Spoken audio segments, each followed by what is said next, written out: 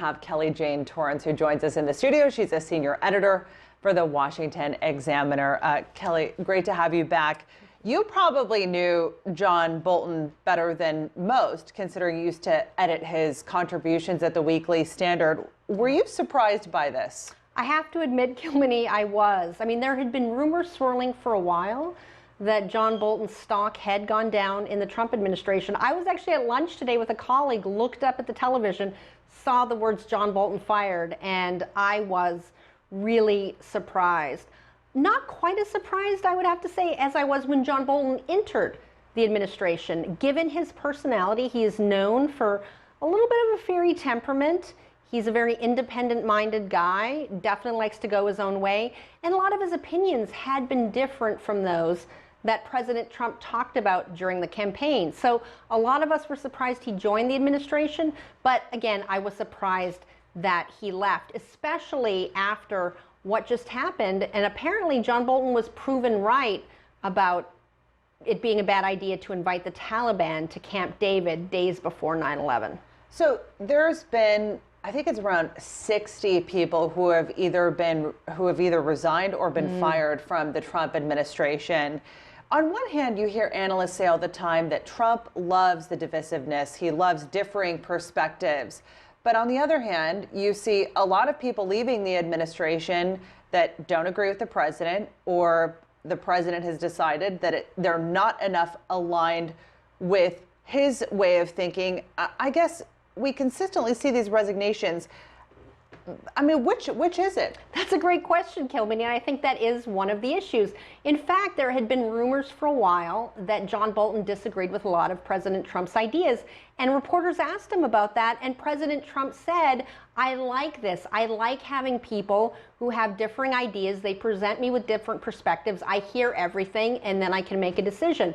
And of course, that's how it should be done. A president should hear all of the viewpoints before making the decision. But apparently, President Trump said that, didn't really feel that way. And we've been hearing that there's been a lot of, animosity between Mike Pompeo, Secretary of State, and John Bolton. And apparently Mike Pompeo won out. And Mike Pompeo has been very much a yes man for President Trump. And he was one of the people apparently who okayed and supported the idea of bringing the Taliban to Camp David. And he has supported Donald Trump's desire to pull out of Afghanistan very quickly. And it seemed that that's one of the reasons that Pompeo is very close to Trump, John Bolton not so much. Well, that press conference with Pompeo and Mnuchin made it very clear that Pompeo is not in their club. We know the U.S. envoy for Iran, Brian Hook, North Korea's special representative, Stephen Biegun, are a couple of names that have been floated out there. Do you think that Trump is going to be choosing his fourth national security advisor next week, his fourth in 3 years? Who do you think that we'll see the administration? Is it going to be a yes person? Well, you got me there, because those are the two names I was coming to bring you with today, and you got them. And I think Brian Hook, Stephen Biegun, those are definitely two. I'm hearing also maybe Keith Kellogg.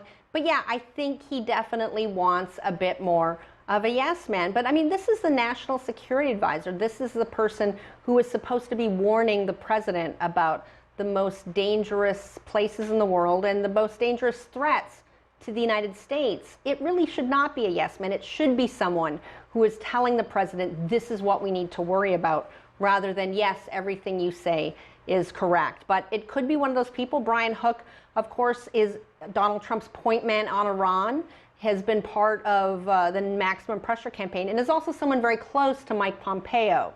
So I think that is someone who could definitely be chosen. Stephen Biegun, of course, is the North Korea point man. He's been the one working on the negotiations with Kim Jong-un, also something that President Trump has been working on. So both of those guys, I think, are going to be closer to Trump, and they just don't have the big personalities that John Bolton had. And I have to say, I don't agree with everything John Bolton did, but he's a very thoughtful guy and knows his stuff better than almost anyone in the business. And I think it is going to be a loss to the administration that he's gone. Well, we will certainly know more next week when Trump selects the next national security advisor. Kelly Jane Torrance, appreciate you being with us. Love being here. Thank you. Thank you so much.